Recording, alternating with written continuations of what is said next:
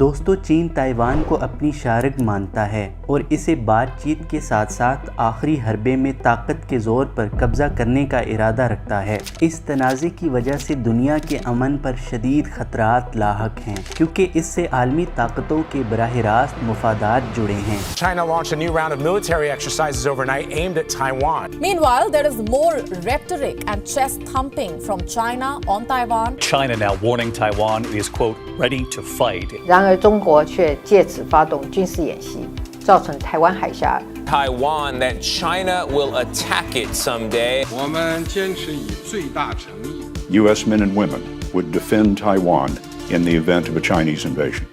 Yes. حالیہ کشیدگی کی وجہ پچھلے سال نینسی پیلوسی کا تائیوان کا دورہ کرنا اور اس سال تائیوان کی صدر کا امریکہ کا دورہ کرنا چین کے اندر تائیوان پر طاقت کے زور پر قبضہ کرنے کے رجحان کو ابھار رہا ہے۔ اب جغرافیائی طور پر تائیوان ایک جزیرہ ہے جو چینی سرزمین کے جنوب مشرق ساحل سے تقریباً 120 کلومیٹر پر واقع ہے۔ تائیوان اسٹریٹ اس جزیرے کو چین سے الگ کرتی ہے۔ اس چھوٹے سے جزیرے کی آبادی 2 کروڑ 36 لاکھ کے قریب ہے۔ عالمی سطح پر تائیوان کی معیشت بہت اہمیت کی حامل ہے، جو کہ دنیا کی 21ویں سب سے بڑی اکانومی ہے۔ تائیوان عالمی منڈیوں میں الیکٹرانک آلات کا سب سے بڑا ایکسپورٹر ہے، جس کی اکانومی کا حجم 2021 میں $790 بلین کے قریب تھا۔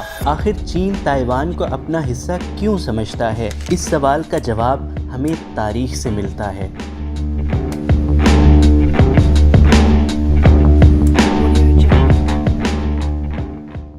239 میں چین اور تائیوان کا پہلا رابطہ قائم ہوا اور 7ویں صدی عیسوی میں وہاں چینی ماہی گیروں نے آباد ہونا شروع کر دیا۔ اس کے علاوہ یہ چین اور جاپان کے قزاقوں کا ٹھکانہ بھی رہا۔ سن 1626 میں تائیوان ڈچ نو آبادیات کا حصہ بن گیا۔ 17ویں صدی میں چین میں چنگ خاندان کی حکومت کا آغاز ہوا اور 1683 میں انہوں نے تائیوان کا کنٹرول بھی حاصل کر لیا۔ 1894 میں چین سے ہونے والی جنگ میں جاپان نے تائیوان پہ قبضہ کر لیا اور شومونوسکی معاہدے کے تحت تائیوان اور پنگ ہو جزیرے کو ہمیشہ کے لیے جاپان کا حصہ قرار دیا۔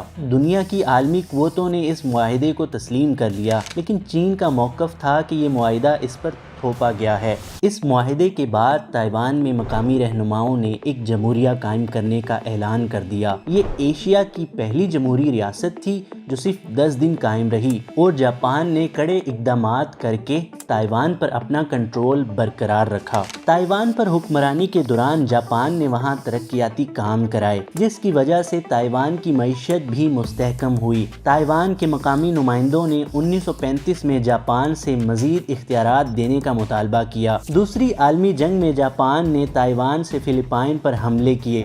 The enemy had orders from the Imperial High Command. Hold Manila or burn it.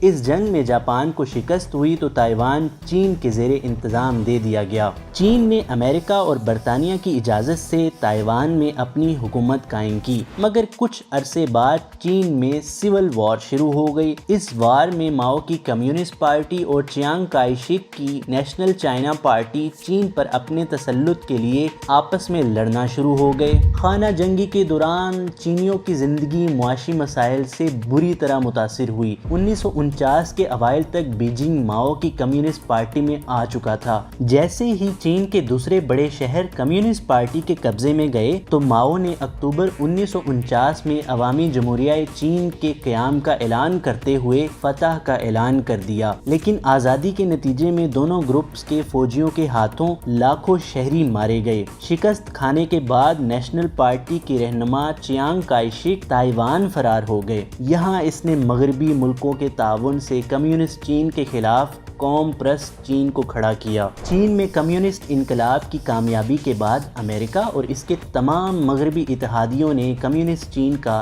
Boycott کیا۔ نہ صرف یہ بلکہ مغربی طاقتوں نے اقوام متحدہ میں چین کی بجائے تائیوان کو نمائندگی دلوا دی اور تائیوان چینی عوام کا نمائندہ بن کر اپنا کردار ادا کرتا رہا۔ کائی شک سمجھتے تھے کہ چین کی ساری سرزمین منگولیا اور جنوبی بحیرہ چین کا پورا علاقہ اس ریپبلک کا حصہ ہے، اس لیے تائیوان میں حکومت کے قیام کے بعد کائی شک کی فوجیوں نے چین پر حملے اور کارروائیوں کا سلسلہ جاری رکھا۔ ماؤ زے تنگ نے تائیوان کو چین میں دوبارہ شامل کرنے کے لیے اس پر حملہ آور ہونے ہی والے تھے کہ جون 1950 میں کمیونسٹ شمالی کوریا نے جنوبی کوریا پر حملہ کر دیا۔ شمالی کوریا کو اس جنگ میں سوویت یونین کی حمایت حاصل تھی۔ چین نے بھی شمالی کوریا کی مدد کے لیے اپنی فوج میدان میں اتار دی، لیکن کوریا میں چھڑنے والی جنگ کو جنوب میں پھیلنے سے روکنے کے لیے امریکہ نے اپنا 7واں بیڑا آبنائے تائیوان میں اتار دیا۔ اس اقدام پر کمیونسٹ چین برہم ہو گیا۔ امریکی بیڑے کی وجہ سے چین اور تائیوان میں ہونے والی ممکنہ جنگ ٹل گئی۔ کوریا کی جنگ کے بعد امریکہ اور تائیوان کے تعلقات مزید مضبوط ہوتے گئے۔ 1954 میں امریکہ نے خطے میں کمیونسٹ اثرات کو روکنے کے لیے South East Asia Treaty Organization کا اتحاد بنایا۔ چین نے خطے میں ہونے والی اس پیش رفت کو اپنے لیے خطرہ تصور کیا اور ستمبر 1954 میں تائیوان کے جزیروں پر بمباری بھی کی۔ 1960 کی دہائی میں امریکہ نے ویتنام جنگ سے نکلنے کے لیے چین سے رابطہ بڑھانا شروع کیا اور 1971 میں عوامی جمہوریہ چین کو اقوام متحدہ کی نشست دے دی گئی۔